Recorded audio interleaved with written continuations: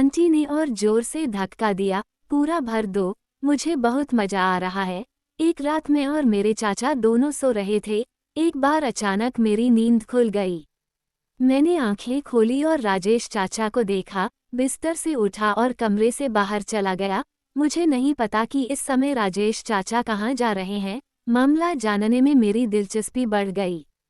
ये जानने के लिए मैं भी कमरे से बाहर आ गया। मैंने देखा कि राजेश चाचा मेरी माँ के कमरे की तरफ जा रहे हैं। अब मामला जानने में मेरी दिलचस्पी और भी बढ़ गई। ये जानने के लिए कि राजेश अंकल मेरी माँ के कमरे में क्यों जा रहे हैं। ये देखने के लिए मैं अपनी माँ के कमरे की खिड़की के पास गया। उनकी खिड़की खुली थी। मैं खिड़की से अपनी माँ के कमरे में झांकने लगा। मेरी माँ बिस्तर पर सो रही थी।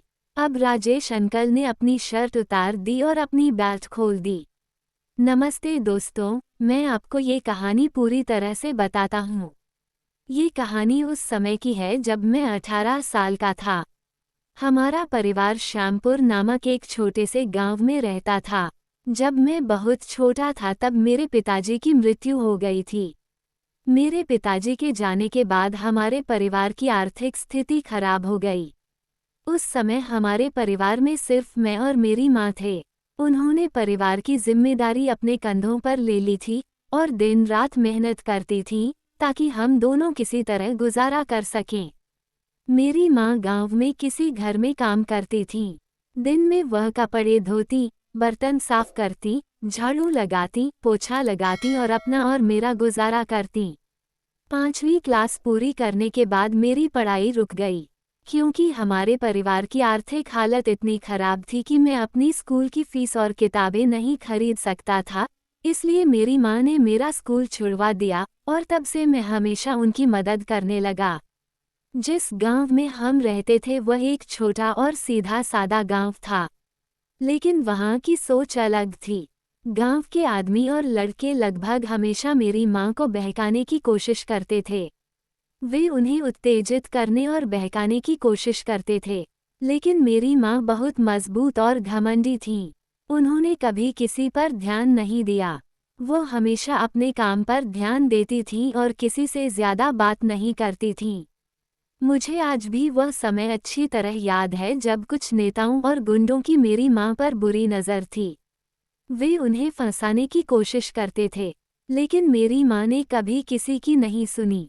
उन्होंने मुझे हमेशा यही सिखाया कि हमें कभी भी किसी गलत इंसान या काम के साथ नहीं जाना चाहिए, चाहे हमारे हालात कितने भी मुश्किल क्यों न हों। उनकी यह सीख मेरे दिल में हमेशा बसी रही। मेरी माँ ने न सिर्फ हमारी फाइनेंशियल हालत सुधारने की कोशिश की, बल्कि मुझे सही और गलत का आइडिया भी दिया। वो बहुत ही सीधी सादी और ईमानदार औरत थीं, जिन्होंने कभी कोई गलत रास्ता नहीं अपनाया। माँ ने हमेशा मेहनत और ईमानदारी से हमारी जिंदगी की गाड़ी खींची।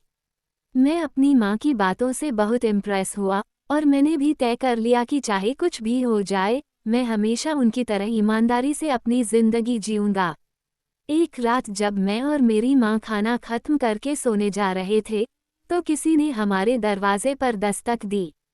माँ ने मुझसे कहा, जाकर देखो, इतनी रात को हमारे दरवाजे पर कौन दस्तक दे रहा है। देखो कौन आया है। ये कहकर वो बिस्तर लगाने के लिए अपने कमरे में चली गईं। फिर मैंने अपने घर का दरवाज़ा खोला। जैसे ही मैंने दरवाज़ा खोला तो मैंने देखा कि वहाँ एक सुंदर कपड़े पहने आदमी खड़ा था। वो लगभग 50 साल का था। क्या बात है, तुमने इतनी देर से हमारा दरवाज़ा क्यों खटखटाया? मैंने उस आदमी से थोड़ी नाराज़गी से पूछा। मुझे देखकर वह बहुत खुश हुआ और बोला, नेहा, हाँ मैं ही हूँ। तुम कौन हो? मैंने सवालिया नज़रों से उसकी तरफ देखा। इससे पहले कि मैं कुछ समझ पाती, उस आदमी ने अचानक मुझे उठाकर अपने कंधे पर बिठा लिया और खुश होकर बोला, नेहा, मैं तुम्हारा चाचा हूँ। तुम्हारे पापा के दोस्त राजेश चाचा। राजेश चाचा की आवाज़ सुनकर मेरी मम्मी अपने कमरे से बाहर भागी और उनके सामने खड़ी हो गई और बोली, राजेश। अब मेरी मम्मी और राजेश चाचा एक दूसरे को देख रहे हैं। दोनों एक दूसरे को देखने में इतने खो गए थे कि ऐसा लग रहा था जैसे उन्हें दुनियादारी का कुछ पता ही न हो। करीब 2-3 मिनट बीत गए, लेकिन दोनों एक दूसरे को देखते रहे। फिर मैंने कहा, मम्मी, ये कौन है? मैंने राजेश काका के कंधे पर बैठते हुए पूछा। जैसे ही मैंने ये सवाल पूछा, मेरी आवाज़ सुनकर दोनों होश में आ गए। फिर राजेश काका ने मुझे अपने कंधे से नीचे उतारा। मैं जाकर अपनी माँ के पास खड़ी हो गई। मेरी माँ के चेहरे पर एक अजीब सी मुस्कान आ गई। फिर मेरी माँ ने कहा, नेहा, ये तुम्हारे राजेश अंकल हैं। ये तुम्हारे पापा के बहुत पुराने दोस्त हैं। इन्हें नमस्ते करो। फिर मैंने इन्हें नमस्ते किया और फिर भी हमारे घर आ गई। जैसे ही राजेश अंकल घर आए, उन्होंने मेरी माँ की कमर पर हाथ रखा। फिर मेरी माँ को शर्म आई और वो किचन में चली गईं। मैं किचन में गई और देखा कि मेरी माँ खाना बना रही हैं। मुझे समझ नहीं आया कि हमने अभी अभी खाना खाया है, तो मेरी माँ किसके लिए खाना बना रही हैं। मैं अपनी माँ के पास गई और उनसे पूछा कि आप अभी किसके लिए खाना बना रही हैं। आपके राजेश अंकल, बेचारे, वो बहुत लंबे सफ़र से आए हैं। उन्हें भूख लगी होगी। मेरी माँ ने मुझे परेशान होकर बताया। मैंने कहा, ठीक है, लेकिन मुझे ये बताओ कि अगर वो मेरे पापा के पुराने दोस्त हैं, तो वो अभी यहाँ क्यों आए हैं? मेरी माँ ने कहा, वो भी इसी गांव से हैं। वो यहीं रहते थे। वो रोज़ तुम्हारे पापा से मिलने हमारे घर आते थे। जब तुम्हारे पापा घर पर नहीं होते थे, तो वो मेरी मदद करते थे। वो बहुत अच्छे इंसान थे। उस समय बहुत मज़ा आता था। हम खूब मज़े करते थे। जब तुम पैदा हुए थे, तो वह दुबई गई थी और आज इतने सालों बाद वापस आई हैं। वह अकेली रहती हैं, कोई और नहीं है, इसलिए वह वहीं रहने आई हैं और वैसे भी, मेरे अलावा और कौन है? कल वह अपने घर चली जाएंगी। मुझे ये बताते हुए माँ बहुत खुश लग रही थी और उनकी आंखों में एक खास चमक थी। मैं तब छोटा था, इसलिए मुझे कुछ समझ नहीं आया। माँ के बर्ताव में अचानक आया बदलाव और उन्होंने जो मुझसे कहा उसका मतलब मेरी समझ से बाहर था। माँ ने कहा, अब अपने कमरे में जाओ और अपने राजेश अंकल से बात करो जब तक तुम खाने के लिए तैयार न हो जाओ। माँ की ये कहते ही मैं अपने कमरे में चला गया।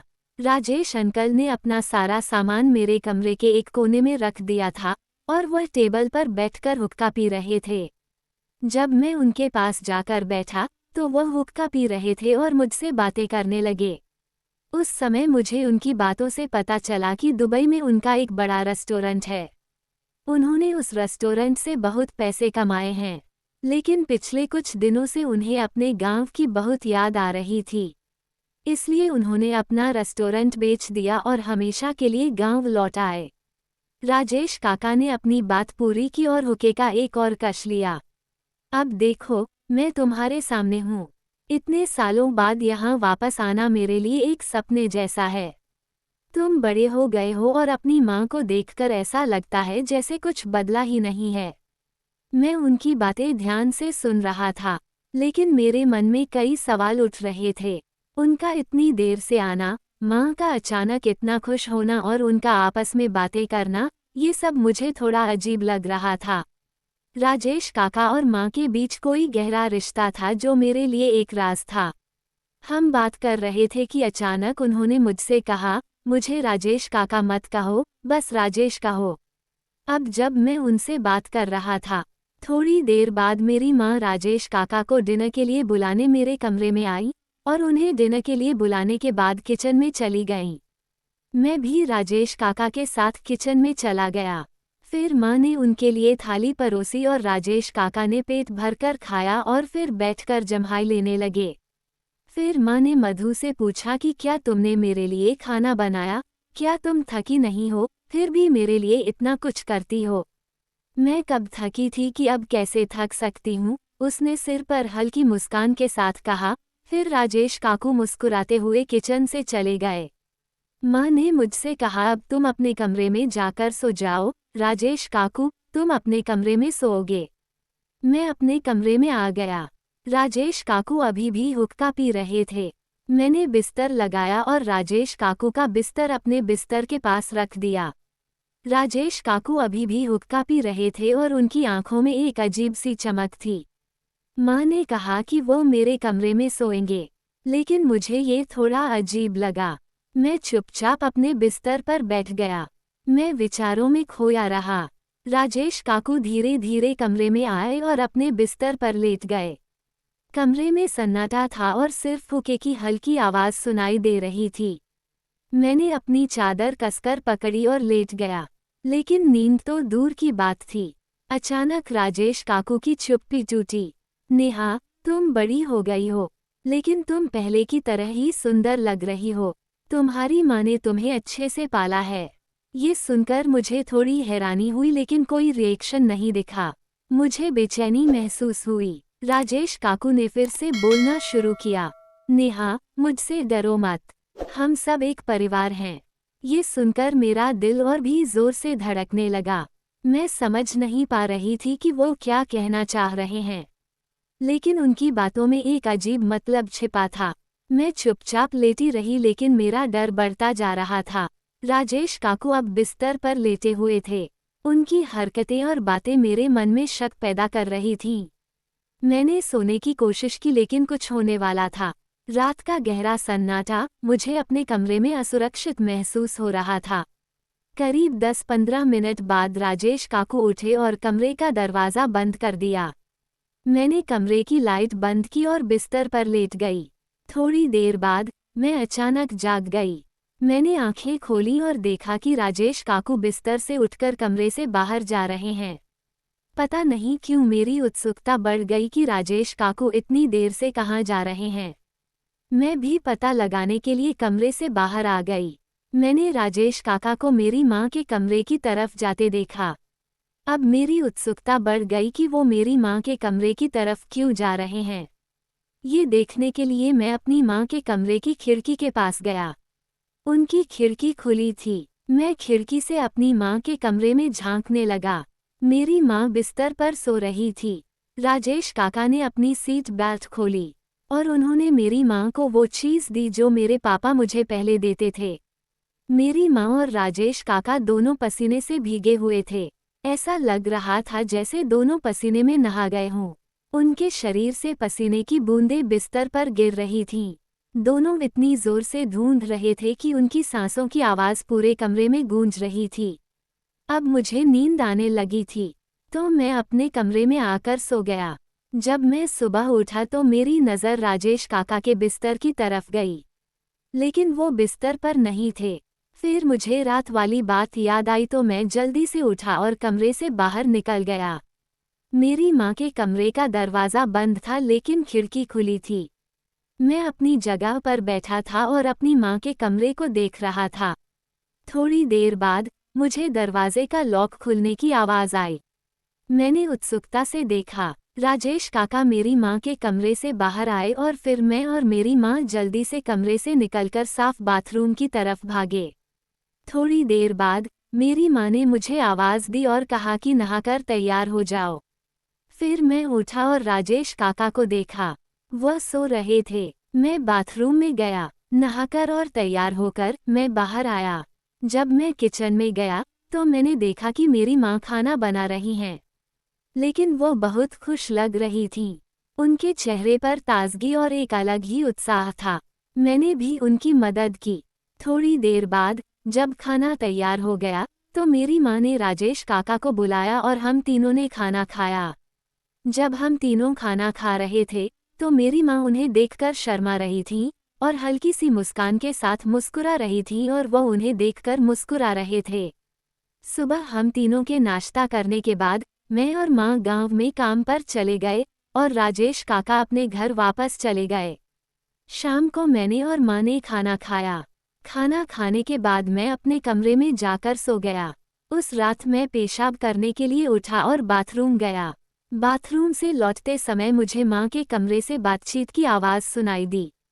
फिर मेरा ध्यान माँ के कमरे पर गया। उनके कमरे का दरवाज़ा बंद था, लेकिन कमरे में लाइट जल रही थी। मैं हैरान था कि माँ इतनी रात को किससे बात कर रही थी और उनके कमरे की लाइट क्यों जल रही थी। ये जानने के लिए मैं उनकी खिड़की के पास गया और अंदर झांकने लगा। माँ कह रही थी, अरे कब से तुम्हारा इंतज़ार कर रही हूँ। राजेश काका ने कहा, अरे मैं गांव में अपनी रेस्टोरेंट की दुकान खोलने जा रहा हूँ। इसलिए मैं गांव में जगह ढूंढ रहा था, लेकिन उस जगह का मालिक दूसरे गांव में रहता है। इसलिए मुझे उससे मिलने दूसरे गांव जाना होगा। अगर हम अपनी दुकान खोल लें तो तुम्हें अब किसी के घर में काम नहीं करना पड़ेगा। माँ ने कहा, मैं गांव में रेस्टोरेंट खोलूंगी और तुम्हारी इच्छा पूरी करूंगी, लेकिन अब तुम मेरी इच्छा पूरी करो। माँ मुस्कुराई और बोली, राजेश अंकल ने कहा, अगर तुम्हें अपनी इच्छा पूरी करनी है तो खुद मेरे पास आ जाओ। उनसे बात करने के बाद माँ तुरंत उनके पास चली गईं और फिर उन्होंने पहले जैसा ही किया। अब काफ़ी देर हो चुकी थी। मुझे बहुत नींद आ रही थी, इसलिए मैं घर जाकर सो गया। अगली सुबह मैं उठा और माँ के कमरे में गया तो देखा कि वहाँ कोई नहीं था। फिर मैं किचन में गया तो माँ वहाँ खाना बना रही थीं। वह पहले से ही नहाकर खाना बनाने में बिजी थीं।